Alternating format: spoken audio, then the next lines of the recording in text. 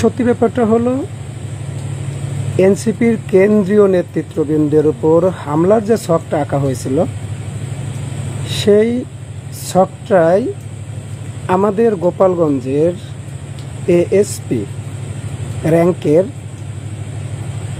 একজন থেকে দুইজন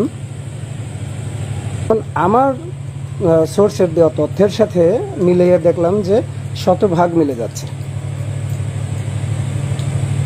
শতভাগ এর সাথে অবশ্যই গোপালগঞ্জ জেলা পুলিশের একজন এএসপি এবং বেশ কয়েকজন ছাত্রলীগের কর্মী ঢাকার যাত্রাবাড়ি থেকে আশুলিয়া থেকে। আসসালামু আলাইকুম প্রদর্শক শ্রোতা, গুরুত্বপূর্ণ সংবাদে আপনাকে স্বাগতম।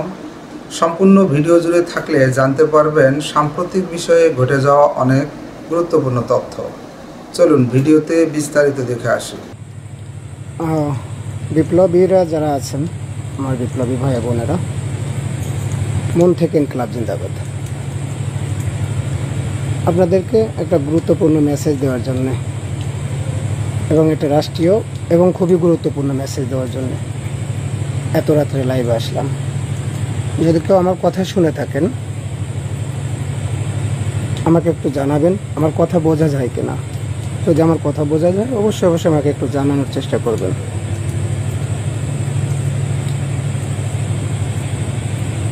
যে মেসেজটার জন্য আপনারা দীর্ঘদিন এই গোপালগঞ্জে ঘটে যাওয়া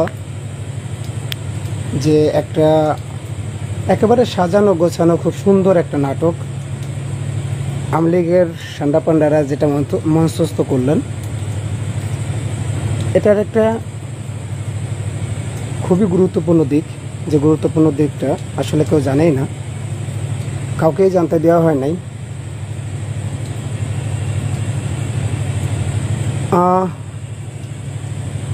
আসলে কিছুটা বোঝা যাবে, কারণ জীবন মৃত্যুর সন্ধিক্ষণে এখন দাঁড়িয়ে আছি। সাউন্ড ক্লিয়ার হবে না, হয়তো একটু নেটটাও কম পাওয়া যাবে, কারণ আপনারা দেখতে পাচ্ছেন আমি একটা জঙ্গলে দাঁড়িয়ে আছি।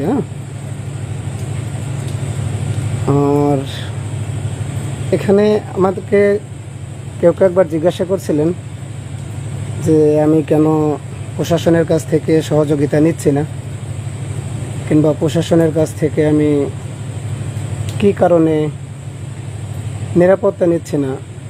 সবথেকে সত্যি ব্যাপারটা হলো এনসিপির কেন্দ্রীয় নেতৃত্ববৃন্দের উপর হামলার যে ছকটা আঁকা হয়েছিল সেই ছকটাই আমাদের গোপালগঞ্জের এএসপি র্যাঙ্কের একজন থেকে দুইজন এনারাও জড়িত ছিলেন। আমি এখন যেখানে আছি সেখানে লোকেশন ট্র্যাক করার জন্যে আমার ধারণা তারা আওয়ামী লীগকে এবং ছাত্রলীগকে সহযোগিতা করবেন, যার কারণে আমার এখনও মনে হয় নাই কিংবা কখনো বিশ্বাস করতেই কষ্ট হচ্ছে যে আমি আসলে প্রশাসনের কাছে, বিশেষ করে গোপালগঞ্জের প্রশাসনের কাছে আমার লোকেশন বললে আমি নিরাপদে থাকব। আমার গলাটা একটু ভাঙা যদি মনে হয় যে না শোনা যাচ্ছে না, আমি একটু জোরেও বলতে পারবো, সমস্যা হবে না। আপনারা আমাকে একটু জানাবেন যে আমার কথাটা শোনা যাচ্ছে কিনা। আমি 2016 সাল থেকে সম্ভবত অ্যান্ড্রয়েড ফোন ব্যবহার করি, কখনো লাইভে আসা হয় নাই, আসলে প্রয়োজন মনে করি নাই যে আসলে আমার লাইভে আসা উচিত কিংবা কোনো মেসেজ কাউকে এইভাবে দেওয়া উচিত। অনেক রাত হয়ে গেছে, আপনাদেরকে বিরক্ত করার মনে হলো যে আপনাদেরকে আসলে বিরক্ত করার থেকেও একটা গুরুত্বপূর্ণ মেসেজ দেওয়া উচিত। গোপালগঞ্জে যে সহিংসতাটা ঘটে গেল, সেই সহিংসতার আপনাদেরকে যদি আমি একটা কথাই বোঝাতে চাই যে এই সহিংসতা আসলে পরিকল্পিত। আপনারা এটা বুঝতে চাইবেন না, এটা যখনই বুঝতে চাইবেন না তখন এটা বোঝানোর জন্য আমি চেষ্টা করব। সময় যেহেতু খুব একটা বেশি নাই, খুবই সংক্ষিপ্ত সময়, আমি চেষ্টা করব আপনাদেরকে যুক্তি দিয়ে বোঝানোর জন্য। আপনারা জানেন, আপনারা যারা আমাকে চিনেন, যারা আমাকে চিনেন না, জানেন যে আমি দীর্ঘদিন বিশেষ করে গোপালগঞ্জে প্রায় এক যুগ 12 বছর আমি পুলিশের সাথে জড়িত ছিলাম, পুলিশের কার্যক্রমের সাথে জড়িত, তার বেশিরভাগ সময় আমি ডিবিতে ছিলাম। তো যখন গোপালগঞ্জে প্রোগ্রাম করবে এনসিপি, তখন আমার আসলে মনে হচ্ছিল যে আমার মনে হয় বিষয়টা একটু মাথায় নেওয়া দরকার। আমি হঠাৎ করেই আমার পুরনো যেসব সোর্স ছিল, যেসব সোর্সরা কাজ করতেছিল, তাদেরকে একটু অ্যাক্টিভ হতে বলি। তাতে আমার সোর্সের সংখ্যা আমি যখন অ্যাক্টিভ করি, আমি 3 দিন আগে আমার সোর্সগুলোকে অ্যাক্টিভ হইতে বলি, এবং সেই সোর্সগুলো যথাযথভাবে আমাকে কিছু তথ্য দিচ্ছিল যে হ্যাঁ, এটা আমি আসলে বিশ্বাস করতে চাচ্ছিলাম না যে গোপালগঞ্জে আসলে এত বড় একটা দুর্ঘটনা ঘটার সম্ভাবনা থাকতে পারে। আমি তারপরে ডিএসবি, আমার পরিচিত যারা ছিল তাদের সাথে যোগাযোগ করলাম, ডিবির যারা পরিচিত ছিল তাদের সাথে আমি যোগাযোগ করার চেষ্টা করলাম যে আসলে কি হচ্ছে।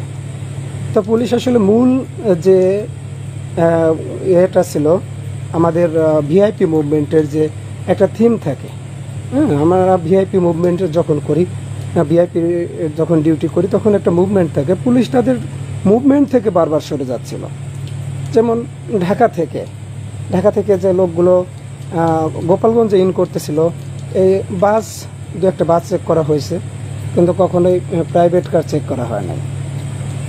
এরপর যখন গোপালগঞ্জে আমরা দেখছি, ইতিপূর্বে দেখছি, প্রায় 12 বছরের অভিজ্ঞতা থেকে আমি বলি যে যখন শেখ হাসিনা নিজে যখন আপনার গোপালগঞ্জে সফর করতো, তখন কিন্তু ওনার এত কোনো শত্রু গোপালগঞ্জে ছিল না, গোপালগঞ্জে এত শত্রু ছিল না। তারপরে আমরা দেখছি যে আশেপাশে মিনিমাম 10টা জেলা থেকে কয়েক হাজার পুলিশ নিয়ে তারা একদম মুর্শিদপুর থেকে শুরু করে টুঙ্গিপাড়া মাজার পর্যন্ত এই একদম টোটাল 3 স্তর 4 স্তরের যে সাজানো দরকার সেটা সাজাতো। কিন্তু এনসিপির যে কেন্দ্রীয় নেতৃবৃন্দ এখানে যাবেন, আমরা বারবার খেয়াল করলাম যে ওনারা শুধু কয়েকটা হোটেলে, আবাসিক হোটেলে কিছু মেসেজ দিয়ে ওখানে একটু তল্লাশি করে ওনারা এটাকে এমনভাবে এড়িয়ে গেলেন যে আসলে এটা খুব বেশি মানানসই মনে হলো না। এরপর আমার এক সোর্স আমাকে ইনফরমেশন দিল যে তাদেরকে মারার জন্যে কোনো না কোনোভাবে কুষ্টিয়ার আলমডাঙ্গা থেকে কিছু অস্ত্র ভাড়া করা হবে, অস্ত্র নিয়ে আসা হবে। আমি সেই ব্যাপারটা আমি ডিএসবিকে জানানোর চেষ্টা করছি। ডিএসবিকে জানানোর চেষ্টা করার পরে ডিএসবি এটা আসলেই কোনো আমলে নেয় নাই। তার কারণ হলো ট্রেন একদিনও, এই যে এত বড় একটা মুভমেন্ট এনসিপিরা করবে জানার পরেও তারা কখনোই কুষ্টিয়া থেকে ছেড়ে আসা ট্রেনটাকে কখনোই তারা চেক করে নাই। এবং এই ঢাকা থেকে ছাত্রলীগের বেশ কয়েকজন নেতা গোপালগঞ্জে অবস্থান করছেন। এই গোপালগঞ্জের যেখানে যেখানে অবস্থান করছে, আমি মোটামুটিভাবে জানানোর চেষ্টা করছি কে কে ছিল, কোথায় ছিল এবং কোন ঘের পারে তারা রাত্রি যাপন করছে। তাদের জানানোর চেষ্টা করার পরেও তারা এই ব্যাপারে কোনো ব্যবস্থা নেয় নাই। আমি যখন দেখলাম যে শুধু এনসিপির কিছু কেন্দ্রীয় নেতৃবৃন্দকে এখানে ডেকে এনে বিপদে ফেলা হবে, আমি ওই যেদিন ঘটনা, ওই দিন 10টায় আমার জিম শেষ করার পরে আমি 10টার দিকে ওখানে যাই। 10টা থেকে যাই, আমি আমার যারা ছিল তাদেরকে চারপাশে সেট আপ খুব সুন্দরভাবে সেট আপ করে দেই। সুন্দর করে সেট আপ দেওয়ার পরে আমি তাদেরকে শুধু একটা মেসেজ দিতে বলি যে অপরিচিত কেউ যদি এখানে ঢুকে, যারা গোপালগঞ্জের না, গোপালগঞ্জ জেলার বাইরে হতে হবে, অপরিচিত এবং সন্দেহভাজন কেউ যদি থাকে তারা যেন আমাকে সাথে সাথে মোবাইলে একটা অ্যালার্ট মেসেজ দিয়ে দেয়। তো আমি ওখানে যখন বসেছিলাম তখন একটা জিনিস খুব ভালোভাবে খেয়াল করছি, তখন বেশ কয়েকবার বৃষ্টি হচ্ছিল। বেশ কয়েকবার বৃষ্টি হওয়ার কারণে এনসিপির যারা ভলেন্টিয়ার ছিল তারা বারবার দৌড়ে মঞ্চে উঠে যাচ্ছিল, আশেপাশে চলে যাচ্ছিল, এমনকি পুলিশের গায়ে রেইনকোটটা পর্যন্ত ছিল না। পুলিশ তখন রেইনকোটটা পর্যন্ত এই কারণে। আর সব থেকে সন্দেহ তখনই তৈরি হচ্ছিল যখন পুলিশ মঞ্চের কেবলই বাম পাশে, একদম মঞ্চের কেবলই বাম পাশে যে মহিলা কলেজটা আছে, মহিলা কলেজের সরু একটা ব্রিজ আছে, ওই ব্রিজটা বারবার ছেড়ে দিচ্ছিল। ওই ব্রিজ ছেড়ে দেওয়ার কারণে কি হচ্ছিল যে ওই জায়গাটা বারবার অনিরাপদ হয়ে যাচ্ছিল। আমি পুলিশকে জানানোর চেষ্টা করছি, পুলিশকে বারবার বলার চেষ্টা করছি, কিন্তু ওই অনিরাপদ জায়গাতে নিরস্ত্র অবস্থায়ও শেষ পর্যন্ত 2 জন পুলিশে ছিল না। এনসিপির যারা গোপালগঞ্জের নেতৃবৃন্দ ছিল তাদেরকে আমি মঞ্চে উঠে তাদেরকে একটাবার সতর্ক করলাম যে ভাই এরকম হতে পারে, আমার কাছে গুরুত্বপূর্ণ কিছু তথ্য আছে এবং সেই তথ্যের সাথে এই যে কার্যক্রমগুলো পুলিশের যে উদাসীনতাগুলো আছে এগুলো মিলে যাচ্ছে। তো বললো ভাই এখন কি করবো? আমি বললাম ভাই আমি এখানেই আছি, আমি এই গোপালগঞ্জের মাটি মানুষের সাথে একটা যুগ ধরে আমি মিশে আছি। আমি জানি যে এখানে কে কি করবে, কে কি করতে পারবে না। আমি একদম সকাল 10টা থেকে ঘটনার আগ পর্যন্ত মঞ্চের মাত্র 15 মিটার দূরে ছিলাম। এই ঘটনাটা যখন ঘটে তখন মাত্র হাতে গোনা 20 থেকে 30 জন একদম পোংটা টাইপের ছেলে, একদম আঠাখো টাইপের ছেলেরা এসে মঞ্চের চেয়ার টেবিলগুলো একদম ভাঙচুর করে দিল। তবে এনসিপির যারা ছিল তখনও কেন্দ্রীয় নেতৃবৃন্দ তখন ওখানে আসেননি। আমি শুধু অপেক্ষায় ছিলাম যে আসলে টাইমিং মিলে যায় কিনা। তাদের উদ্দেশ্য ছিল দূর থেকে শ্যুট করা, আর আমি ছিলাম মাত্র 15 গজের ভিতর। আপনারা যারা বিশেষ করে এই ব্যাপারে জানেন, হয়তো জানেন না, তাদেরকে একটু বলে দেই যে ভাই কেউ যদি খুব শার্প শুটার হয় এবং 9mm দিয়ে গুলি করার চেষ্টা করে তাকে অবশ্যই 15 গজের ভিতরে এসে টার্গেট কিলিং করতে হবে। তো আমি মাত্র 15 গজ দূরে ছিলাম মাত্র 2টা উদ্দেশ্যেই। একটা হলো যেন পিছন থেকে 1 জন আসুক 2 জন আসুক তাদেরকে প্রতিরোধ করা যায়, অথবা যদি প্রতিরোধ করা না যায় 5 সেকেন্ড থেকে 7 সেকেন্ডের ভিতর যেন যায় মঞ্চের উপর দাঁড়িয়ে বুকটা পেতে দেওয়া যায়। উদ্দেশ্য ছিল 2টা। একটা যদি আটকাইতে পারলাম, না হলে মিনিমাম যেন আল্লাহ না করুক যেন গুলিটা আমার বুকেই লাগে।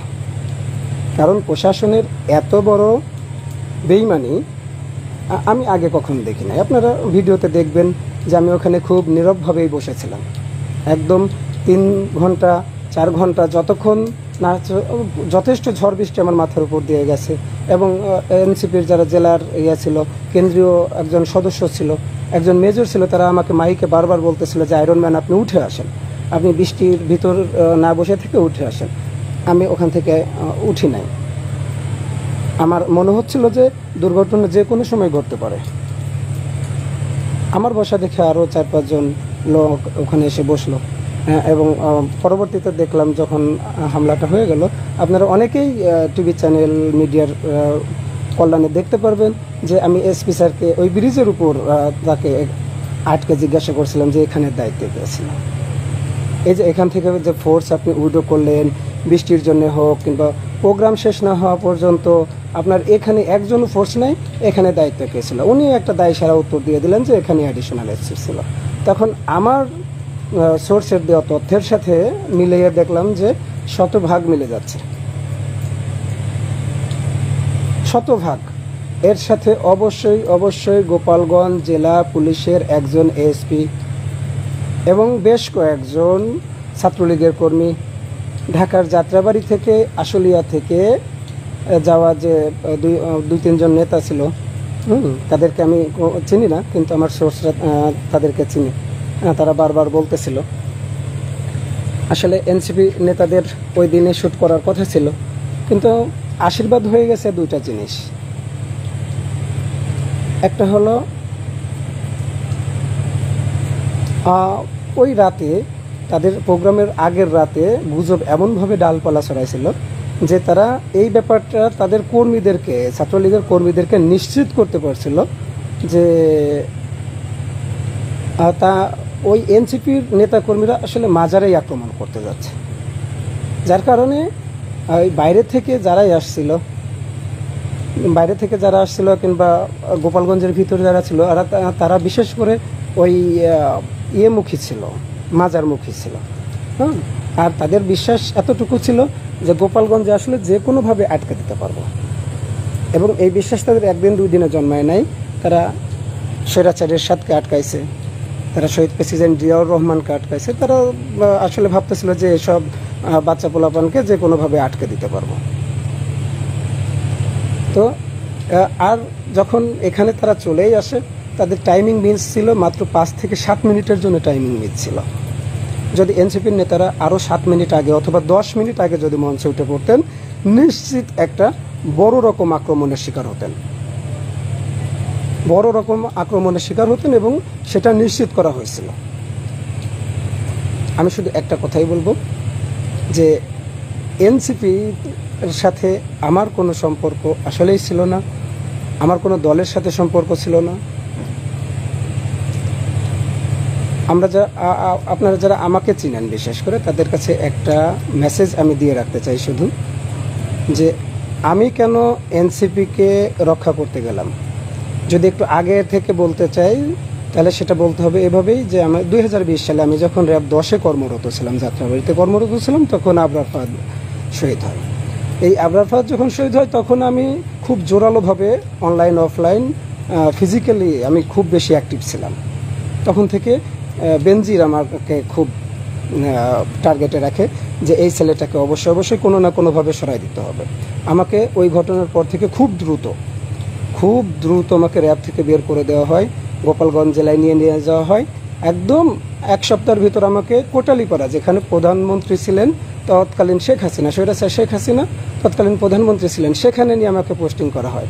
এবং তার অল্প দিনের মাথায়, মাত্র হয়তো 2 মাসের মাথায়, আমাকে একটা মিথ্যে সাজানো, যেই মামলার ঘটনাস্থলে আমি যাই নাই, ঘটনাস্থলে যাওয়ার আগে ঘটনা ঘটছে, সেই মামলায় আমাকে ফাঁসাইয়ে আমাকে জেল খাটানো হয়েছে। 4 থেকে 5 মাস আমি জেল খাটছি, এবং একদম নিয়ম বহির্ভূতভাবে আমাকে 2টা বছর পুলিশ লাইনে নজরবন্দি করে আটকে রাখা হয়েছে, রিমান্ডে নিয়ে নির্যাতন করা হয়েছে, মানসিক নির্যাতন করা হয়েছে 2টা বছর। তখন মিছিল মিটিং হয়েছিল, আপনারা জানেন যে সারা বাংলাদেশেই বেশ মিছিল মিটিং হয়ে গেল। তখন থেকেই আমাকে আপনাকে চিনে রাখছে, আমাকে খুব ভালোভাবে চিনে রাখছে। আজকের সকালে আমাকে এক ছাত্রলীগের ভাই আমাকে ফোন দিয়ে বলতেছে, ভাই আপনি কোথায় আছেন? আমি বললাম আমি তো গোপালগঞ্জে আছি। তো বলতেছে, ভাই আপনি একটা কাজ করেন, আপনি স্বেচ্ছায় ধরা দিয়ে দেন। ভাই এখানে ধরা দেওয়ার কি হলো?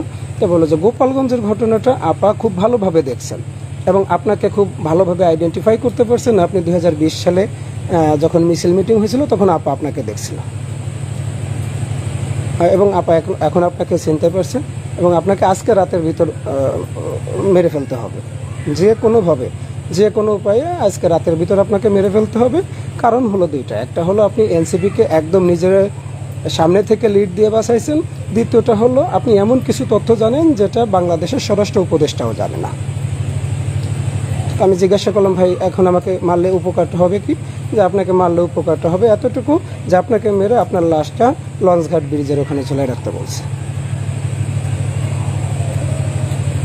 আজকেই হয়তো আপনাদের সাথে আমার শেষ কথা, যদি বেঁচে ফিরি তো আপনাদের সাথে আবার কথা হবে। জীবনের ফার্স্ট, একদম প্রথম লাইফটা এভাবে করতে হবে, এটা কখনো ভাবি নাই। আর গোপালগঞ্জের মতো কোনো জায়গায় গিয়ে যে এরকম এনসিপি এরকম একটা বিপদে পড়বে, এটা আসলে মেনে নেওয়া সম্ভব হয় নাই। যারা আছেন লাইভে এই মুহূর্তে আমার জন্য একটু দোয়া করবেন। আর বিশেষ করে যে কথাটা বারবার বলতে চাচ্ছিলাম, 2020 সালেও আমাকে অনেকেই দোয়া করছিলেন। আজকে যেরকম কালকে থেকে পর্যন্ত প্রায়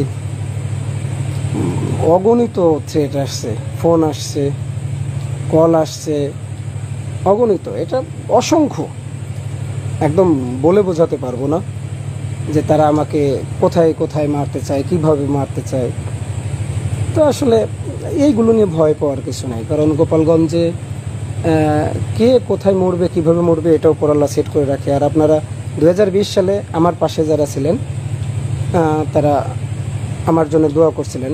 শুধু একটা বিষয় আপনাদেরকে মনে করে দিই, যে আপনাদের দোয়াটা আমার খুব দরকার এই মুহূর্তে দোয়াটা খুব দরকার, কারণ আমি এখন একদম বাঘের ডোরায় আটকে গেছি। তো এটা আসলে ভয় পাচ্ছি না এই কারণে আসলে আমাকেও যারা মারার জন্য আসে তারাও আমাকে চেনে না। যারা আমাকে মারতে চায় তারাও আমাকে চেনে না। আর যারা এই যে ফেসবুকে একটু ধমকি টমকি দিচ্ছে, এরা আসলে জানে না শামীমকে। যদি জানতো, হয়তো দূর থেকে হুমকি ধামকি দিচ্ছে। গোপালগঞ্জে আমি বের হয়েছিলাম, কিছুক্ষণ আগে বের হয়েছিলাম, যে দেখি আসলে আমাকে কে কে দেখতে চায়, কে কে মারতে চায়। আসলে যারা দেখবে, যারা মারবে, তাদেরকেই আমি আসলে গোপালগঞ্জ দেখতেছি না, কোথাও না কোথাও যে পালায় আছে। দেখি আপনারা আবার গোপালগঞ্জে একটু ফিরে আসেন, আপনাদের মাতৃভূমি, আপনাদের ঘর, আপনাদের বাড়ি, আপনারা একটু ফিরে আসেন, একটু দেখি কে মারতে পারেন। হ্যাঁ, তবে হ্যাঁ, সামনে থেকে গুলি করে না, নাহলে কিন্তু 5 জন আসলে ইনশাল্লাহ 2 জন থেকে যাবেন। এটা হুমকি ধামকি দিচ্ছি না।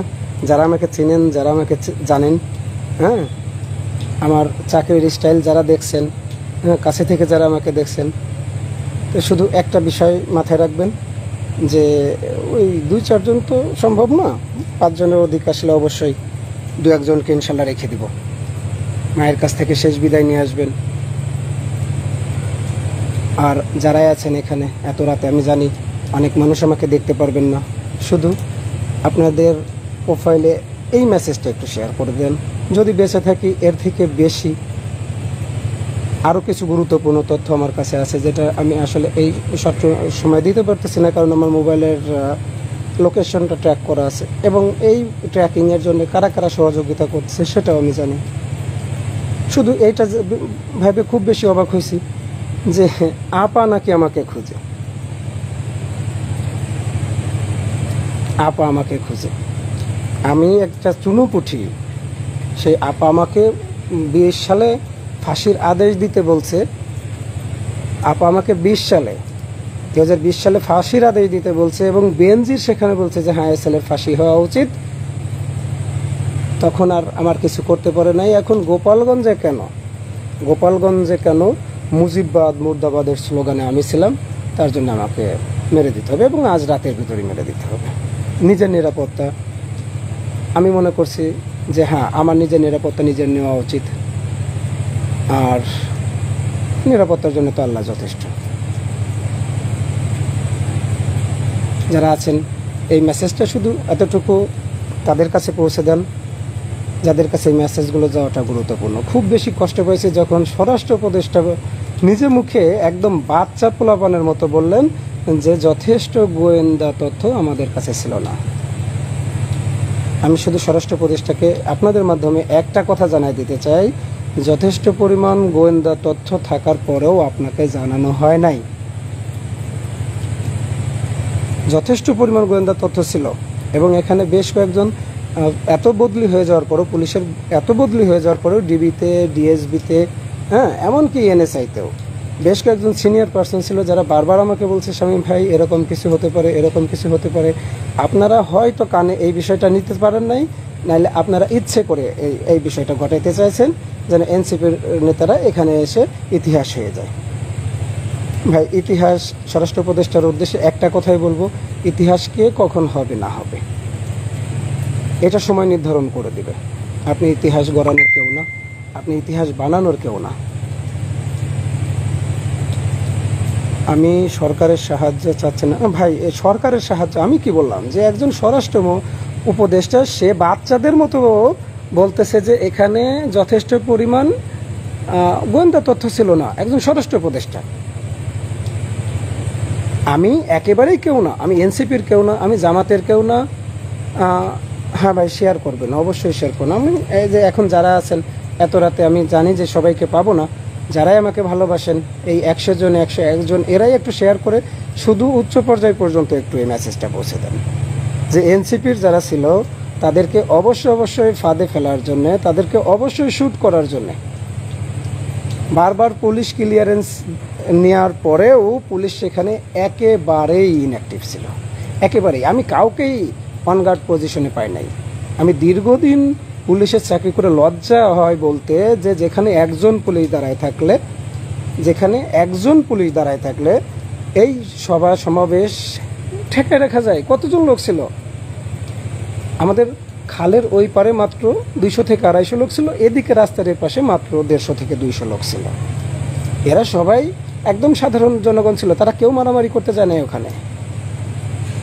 আমি শুধু একটা জিনিস, এই যে বললেন যে সরকারের কেন সহযোগিতা যাচ্ছে না, ভাই আমি দীর্ঘদিন পুলিশের চাকরি করছি, আমি এত বেশরম, এত ইনঅ্যাক্টিভ পুলিশ গোপালগঞ্জে এখন যারা আছে আমি দেখি নাই।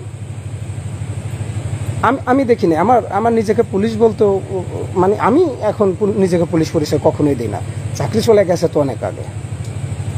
সরকারের কিভাবে সহযোগিতা নেবেন বলেন? এই যে আমার পিছনে যা দেখতে পাচ্ছেন, হ্যাঁ, এইটা হলো আমার এত রাতের একটা অবস্থান। আমি রাত্রে এখন বাগানের ভিতরে এসে দাঁড়ায় আছি, কারণ আমি গোপালগঞ্জ থেকে বেরও হতে পারতেছি না, কারণ এখানে 144 ধারা জারি করা আছে।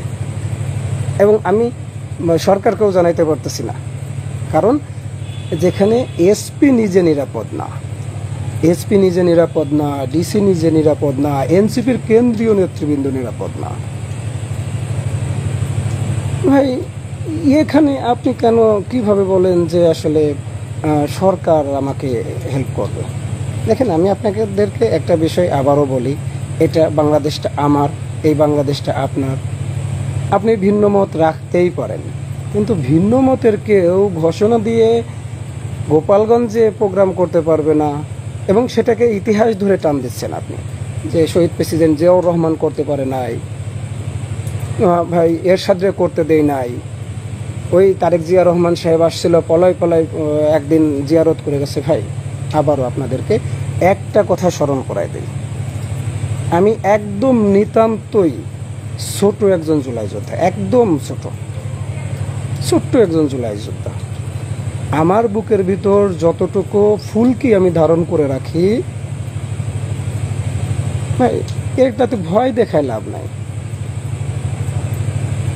আমাদেরকে, আমরা যারা বিশেষ করে ছোটোখাটো আন্দোলনের সাথে জড়িত, ভয় তো ছেড়ে দিছি 2020 সালে যখন বিনা অপরাধে জেল খাটছি, ভয় তো ছেড়ে দিছি যখন রিমান্ডে নিয়ে নির্যাতন করা হয়েছে, ভয় তো সেদিন ছেড়ে দিছি যখন 2 বছর পর্যন্ত পুলিশ লাইনে আটকে রেখে নির্যাতন করা হয়েছে।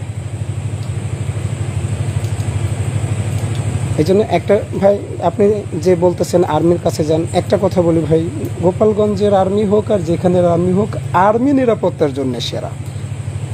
কিন্তু একটা বিষয় নিশ্চিত থাকেন, এই আর্মি পুলিশিংয়ের সাথে খুব বেশি জড়িত না। আসলে এনরা ডিসিপ্লিন বুঝেন, কিন্তু কখনোই বুঝেন না যে আসলে পুলিশিং কীভাবে করতে হয়। এনাদেরকে পুলিশিং শেখানো হয় নাই। আমি যখন র্যাবে একটু কাজ করতাম, র্যাবে আমি প্রায় 2.5 বছর থেকে 3 বছর ছিলাম, তখন আমি দেখছি যে আসলে ওনারা পুলিশিংটা খুব কম বোঝেন, ডিসিপ্লিনটা খুব ভালো বোঝেন, পুলিশিংটা কম বোঝেন। কিন্তু র্যাবে এসে ওরা খুব ভালো বুঝে যান, কারণ পুলিশের যত অফিসার আছে সবাই ওনাদেরকে একদম আন্তরিকভাবে সহযোগিতা করেন। গোপালগঞ্জ থেকে কেন আওয়ামী লীগের বিরুদ্ধে, ছাত্রলীগের বিরুদ্ধে এখনও ব্যবস্থা নেওয়া গেল না, তার সব থেকে বড় কারণ হচ্ছে যে গোপালগঞ্জের পুলিশ কখনো আর্মিকে বিন্দু মাত্র সহযোগিতা করে না।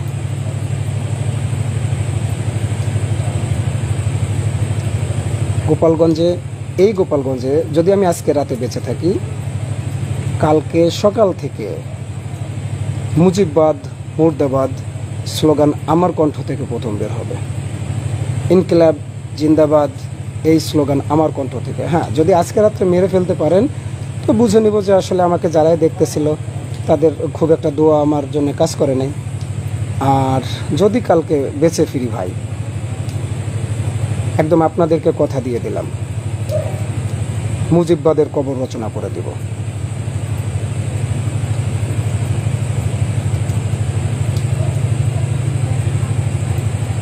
আপনারা যারা আছেন, যারা মন থেকে ভালোবাসেন, যদি গোপালগঞ্জের যারা আছেন দেখতেছি, তাদেরকে আসলে এই বিষয়টা শেয়ার করা দরকার নেই। আপনাদের আসলে মনে একটু ভয় আছে, আবার আশঙ্কাও আছে। যাই হোক, আর যারা গোপালগঞ্জের বাইরে আছেন বিশেষ করে তারা একটু এইটা শেয়ার করে দিবেন। লিটন মোল্লা অবশ্যই ভাই একটু শেয়ার করে দিবেন, এবং অসংখ্যবার শেয়ার করে দিবেন, যেন এটা মিনিমাম স্বরাষ্ট্র উপদেষ্টা পর্যন্ত যায়।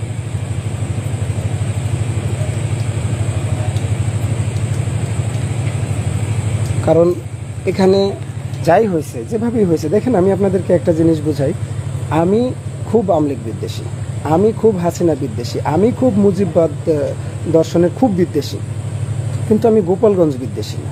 গোপালগঞ্জের রক্তের সাথে, মাটির সাথে, মাটির ঘ্রাণের সাথে আমার খুব ভালো সম্পর্ক। একটা যুগ সেখানে আমি খুব ভালোভাবে কাটাইছি, এবং আপনারা খেয়াল করবেন একটা জিনিস, যে যারাই ওখানে ওই দিন আহত হয়েছে, নিহত হয়েছে, যেভাবেই হয়েছে, এটাকে আটকানো যেত, অবশ্যই অবশ্যই অবশ্যই আটকানো যেত। পুলিশের উদাসীনতা শুধু এই মৃত্যু এবং আহতের কারণ হয়ে দাঁড়াইছে। হ্যাঁ, গোপালগঞ্জ গেলে পরে মানুষ যে একটু আন্দোলন দেখাবে, একটু সংগ্রাম দেখাবে, তাদের একেবারে হবে ভাই, সেটা দেখাবে, এটা স্বাভাবিক ব্যাপার। কারণ গোপালগঞ্জের মানুষ ওই গাছপালা, ওই লতাপাতা, ওই গরু ছাগল ভাই মানুষ তো করে, এরা সবাই মিলেই আমলিগ করে। তারা যে ভাই একটু দেখাবে, সেটা তো স্বাভাবিক ব্যাপার। তো গোপালগঞ্জে ভাই একটা জিনিস আমি খুব ভালোভাবে খেয়াল করছি, যে দীর্ঘদিন শেখ সেলিম ক্ষমতায় থাকার কারণে খুবই বড় মাপের একটা জনগোষ্ঠী যারা এন্টি সেলিম আমলিগ করে ভাই, ঠিক আছে, অবশ্যই তারা আমলিগ করে, কিন্তু এন্টি সেলিম হিসেবে দাঁড়ায় গেছে। এবং শেষের দিকে এসে এন্টি গাজী, লেখু গাজীর এরা আমাকে খুব ভালোবাসে ভাই। আমি গোপালগঞ্জের মানুষের বিরুদ্ধে না, জনমানুষের বিরুদ্ধে না, শুধু একটা কথা বলতে চাচ্ছি, যারা আপনারা উস্কানিতে পা দিলেন, যারা উস্কানিতে কান দিলেন, আগের রাতের গুজবে কান দিলেন, এই ক্ষতিটা আপনার হলো। একটা জিনিস আপনাদেরকে বলে রাখি, যে নেতা আপনাকে রেখে পালায়, যে নেতা তার পরিবারকে নিয়ে পালায় ভাই, সে আপনার নেতা হতে পারে না। আপনি আমাকে যেভাবেই সেটা দেখেন, গোপালগঞ্জের মানুষ, আমি আজকে থেকে 10 বছর আগে যাকে রিক্সা চালাইতে দেখছি, শেখ হাসিনা ক্ষমতায় থাকার 10 বছর পরেও তাকে রিক্সা চালাইতেই দেখছি, এবং গর্ব করে বলতেছি না, আমার কাছেও মাঝে মাঝে আসতে দেখছি, ভাই আমার এটা একটু প্রয়োজন, এটা একটু। ভাই আপনাদের ভাগ্যের পরিবর্তন কখনো হয় নাই, আপনারা তো ঠিক নিজেদের কাজই করে খাচ্ছেন, আপনারা নিজেদের কাজ করে খাচ্ছেন। শুধু একটা কথা মাথায় রাখবেন, কারোর উস্কানিতে এখন না এবং এর পরবর্তীতেও না। আপনার লিডার দেশে আসুক, আপনি রাজনীতি করেন, সমস্যা নেই, তখন মাথায় টুপি দিয়ে হাতে তসবি নিয়ে আপা আপা আপা আপা করতে থাকেন, সারাদিন করতে থাকেন, আপনাকে কেউ আটকাবে না। শুধু সময় পাল্টাইছে, আপনাকে একটু মনে রাখতে হবে, সময় পাল্টাইছে। ছাত্রলীগকে, আওয়ামী লীগকে বাংলাদেশের প্রচলিত আইন দ্বারা নিষিদ্ধ করা হয়েছে। আপনি যদি বাংলাদেশের জনগণ হয়ে থাকেন, এই আইন আপনি মানতে বাধ্য, নাহলে আপনাকে বাধ্য করা হবে। আপনার যদি খুব বেশি আওয়ামী লীগ করতে মন চায়, আপনার যদি খুব বেশি ছাত্রলীগ করতে মন চায়, ভাই আপনি একটা আন্দোলন করেন, আওয়ামী লীগের জন্য জীবন দিয়ে দেন, খুব বেশি জীবন দিয়ে দেন, আপনার আপাকে দেশে ফিরাই আনেন, শেখ পরিবারের সবাইকে দেশে ফিরাই আনেন, নির্বাচনে অংশ নেন, ভাই আপনি আওয়ামী লীগ করেন, আমার কোনো সমস্যা নাই তো, এই দেশের কারোর কোনো সমস্যা নাই। আপনি আওয়ামী লীগের জন্য জীবন দিচ্ছেন, কোথায় দিচ্ছেন? একদম গোপালগঞ্জে বসে অকারণে দিচ্ছেন, অকারণে দিলেন। আর যারা আমাকে একটু দূর থেকে গালিগালাজ করতেছেন দেখতেছি, যে আসলে এগুলো করে লাভ নাই, আমি গোপালগঞ্জের মাটিতে দাঁড়ায় আছি। ভাই আপনি গোপালগঞ্জে চলে আসেন, আপনার নেত্রী নির্দেশ দিয়ে দিছে আজকে রাত্রের ভিতর আমাকে মেরে ফেলতে হবে। হ্যাঁ, সেটা আওয়ামী লীগের একদম উপর পর্যায় থেকে আমাকে জানানো হয়েছে। হ্যাঁ আছি, গোপালগঞ্জে আছি, গোপালগঞ্জের মাটি, হ্যাঁ একটু দূরে আছি, শুধু অপেক্ষায় আছি কে আসে, দেখি সকাল পর্যন্ত বেঁচে থাকি কিনা। 2020 সালেও বেঁচে ছিলাম,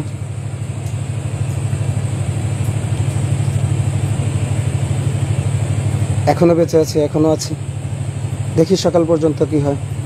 আপনারা যথেষ্ট শেয়ার করবেন এবং এই লাইভটাকে আপনারা একটু পৌঁছে দেওয়ার চেষ্টা করবেন। হয়তো এটাই আমার শেষ লাইভ। শুধু গোপালগঞ্জের আপামর জনতা, যারা সাধারণ জনগণ আছেন ভাই, আপনারা যারা কখনো ওই কমিটিতে ছিলেন না কিংবা এইটা সেটার জন্য ছিলেন না, একবারে এটার পরিমাণে আসলে 70%-এর উপরে, তাদেরকে বলবো ভাই আপনাদের সাথে আমার কোনো দ্বন্দ্ব নেই। আমি একটু ভিন্ন মত পোষণ করি বলে, আমি একটু ভিন্ন দলকে সাপোর্ট করি বলে আপনার নেত্রী আমাকে বলে দিবে ঠিক আছে তাকে মেরে ঝুলাই দাও লঞ্চঘাট ব্রিজে, ভাই এটা করে লাভ হবে না। আমি এখনও বলি, আগেও বলছি, গোপালগঞ্জে বীর দর্পে চাকরি করছি, 10-12টা বছর, যারা আমাকে চেনে তারা জানে। এইসব ভয় দেখায় লাভ নাই। গোপালগঞ্জের মাটি আমার জন্য নিরাপদ ঘাঁটি। যারাই বলতেছেন যে হ্যাঁ এখন একটু নিরাপদ, ভাই গোপালগঞ্জের থেকে নিরাপদ আমি আর কোথাও অনুভব করি না। গোপালগঞ্জ আমার জন্য সব থেকে বেশি নিরাপদ। দেখি কে আসে। হ্যাঁ, তবে আপনি বাড়ি ফিরে আসেন, গোপালগঞ্জ শান্ত হয়ে যাক, আপনি বাড়িতে ফিরে আসেন, তারপর আপনার সাথে লাগেন। আপনি আমার সাথে খুব লাগালাগি করেন, খুব সমস্যা নাই। আপনারা যে ভুলটা করলেন, হ্যাঁ ওখানে ভিন্ন দল যাবে, বিএনপি মিছিল মিটিং করতেছে, তো জামাত তার প্রচার প্রচারণা করতেছে, এনসিপির কয়েকজন ছোট ভাই ওখানে গেছে। আপনি কি করে ভাবলেন শামীমের গায়ে রক্ত থাকবে, শামীমের গায়ে মাথায় চিন্তা ভাবনা থাকবে, আর আপনি 2-4 জন ভাড়াটিয়া গুন্ডা দিয়ে একদম 2-4টা পিস্তলের ভয় দেখায় আপনি এনসিপির পোলাপনকে মেরে দেবেন? আমরা যারা একসাথে আন্দোলন করছি ভাই, কখনোই সামনে আসার ইচ্ছে হয় না যে ঠিক আছে জুলাই আন্দোলন করছি, সামনে আসার ইচ্ছে হয়ই নাই। কারণ আমরা যখন আন্দোলন করছি তখন একটা জিনিস আমার 2-4টা স্লোগানে শেখ হাসিনা পালাই যায় নাই। শেখ হাসিনা পালাই গেছে, তার উপর মজলুমের বদদুয়ায় আল্লাহর গজবে পালাই গেছে। সত্যি কথা, শেখ হাসিনার পালানোর মূল কারণ এটা। মানুষ এই পরিমাণ মজলুম হয়েছিল যে মানুষের বদদুয়াতে আল্লাহর গজব পড়ছে তাদের উপর, এই জন্য পালাই গেছে। ভাই দেখেন আল্লাহ তাকে মাফ করে কিনা, আমরা মাফ করি নাই এখনো। আল্লাহ তাকে মাফ করে কিনা, থেকে আবার দেশে এসে ফিরে আসতে পারে কিনা। আপনি কলকাতা থেকে আমাকে মারার আদেশ দিয়ে দিলেন, দেখি আপনি কাকে মারার ভয় দেখান। আপনাকে সামনাসামনি অনেকবার দেখার সুযোগ হয়েছে। আপনাকে আপনি যখন আপনার বাবার কবরে যাইতেন, আপনাকে সামনাসামনি অনেকবার দেখার সুযোগ হয়েছে। শুধু একটাবার মনে হয় নাই যে শেখ মুজিবুর রহমানের মেয়ে এ মেম্বার হওয়ার যোগ্যতা রাখে। আপনার এতটা অহংকার, এতটা দর্প, আপনি ধরেই নিয়েছিলেন 2041 সালের আগে আপনাকে কেউ ফেলতে পারবে না। আপনি আল্লাহর থেকে বেশি শক্তিশালী হয়ে গেছিলেন। আপনি মেম্বারের যোগ্যতা রাখেন, আসেন একটু গোপালগঞ্জে আসেন। ভাই 999-এ কল দিয়ে কিছু হবে না। গোপালগঞ্জের সব থেকে নিরাপদ স্থান কোনটা আমি জানি, এবং এখন এটাও জানি গোপালগঞ্জের কোন নেতা কোন ঘের পারে ঘুমায় আছে। গোপালগঞ্জের কোন নেতা কোন ঘের পরে ঘুমাইছে, কালকে রাত্রে সেনাবাহিনীর দাবর খেয়ে কে কে ওপাশে নড়াইল গেছে আমি জানি।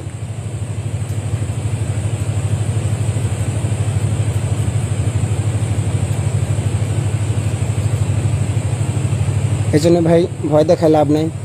আমি যদি আপা আবার এটা জানবে কিনা জানি না, যেহেতু প্রোপাগান্ডা আসলে লাইভে আসার উদ্দেশ্য ছিল প্রোপাগান্ডা খুব ছড়াচ্ছে।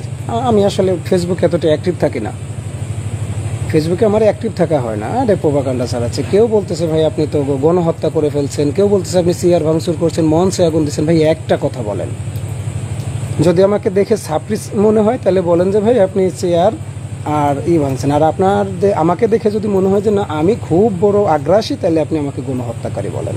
সব কিছু এক জায়গায় জড়াই ফেলেন না। আমি সমাবেশ স্থলে ততক্ষণ ছিলাম যতক্ষণ আর্মি প্রোটেকশন দেয় নাই। আমার ভাইয়েরা যখন আর্মির প্রোটেকশনে চলে গেছে তখন আমি সমাবেশ স্থল থেকে চলে আসছিলাম। আমার দায়িত্ব ছিল ঠিক ততক্ষণ যতক্ষণ পুলিশ অবহেলা করতেছে, আর্মি প্রোটেকশনে না আসতেছে। আপনাদের সাথে যদি সকাল পর্যন্ত বেঁচে থাকি, এখানে বেশিক্ষণ দাঁড়ায় থাকা রিস্ক। আমার এই জায়গাটা চেঞ্জ করতে হবে, হয়তো অন্য জায়গায় গিয়ে আলো পাবো না।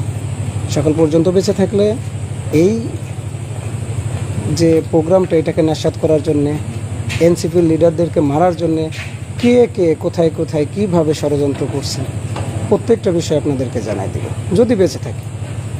আর যদি বেঁচে না থাকি, শুধু একটা জিনিস মাথায় রাখবেন, গোপালগঞ্জের বেশ কিছু ছাত্রলীগ, বেশ কিছু আওয়ামী লীগ, ঢাকা থেকে কিছু ভাড়াটিয়া ছাত্রলীগের লোকজন, এবং এদেরকে মারার জন্যে শুধু আমি আপনাদেরকে কিছু সূত্র দিয়ে দেই। এদেরকে মারার জন্যে ট্রেনে করে কুষ্টিয়ার আলমডাঙ্গা থেকে বেশ কিছু অস্ত্র আনা হয়েছিল, যেটা পুলিশ জানে কি জানে না সেটা আমি জানি না। মাজারের ওখানে 4 জন ছিল, 2 জনের বেশি ছিল প্রোগ্রামের এই জায়গায়, এই সদরে। হ্যাঁ, তবে একটা জিনিস মাথায় রাখতে হবে, যদি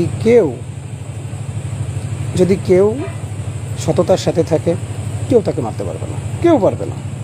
আপনি চেষ্টা করে যান। আমি মানুষের ভালোবাসায় থাকি, দেখি কি হয়। আর আমাকে একটু ভালোভাবে দেখে রাখেন। হ্যাঁ, একটু চোখ মুখ শুকাইছে, রাত জাগতেছি তাই, কিন্তু ভয়ের কোনো আলামত থাকলে আমাকে একটু জানায়েন।